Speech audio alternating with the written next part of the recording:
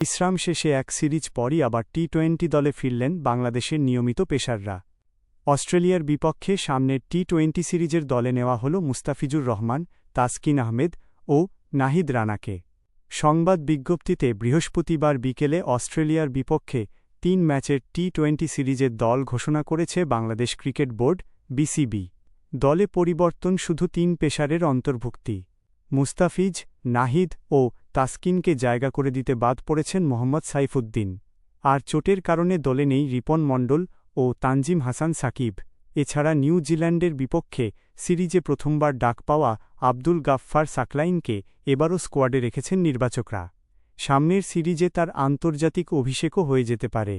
লিটন কুমার দাসের নেতৃত্বাধীন দলে পরিবর্তন এসেছে সহ অধিনায়কত্বে। নিজ থেকে দায়িত্ব ছেড়েছেন সাইফ হাসান। তাই এখন থেকে টি-20তে সহ অধিনায়কত্ব করবেন তাওহিদ হৃদয়। চট্টগ্রামে আগামী ১৭, ১৯ ও ২১ জুন হবে ৩ ম্যাচের টি-20 সিরিজ। বাংলাদেশের টি-20 স্কোয়াড: লিটন কুমার দাস অধিনায়ক, সাইফ হাসান, তানজিদ হাসান তামিম, পারভেজ হোসেন, তাওহিদ হৃদয় সহ অধিনায়ক, শামীম হোসেন, নুরুল হাসান সোহান, শেখ মেহেদী হাসান, রিশাদ হোসেন, নাসুম আহমেদ, শরীফুল ইসলাম, তাসকিন আহমেদ, মুস্তাফিজুর রহমান, নাহিদ আকার না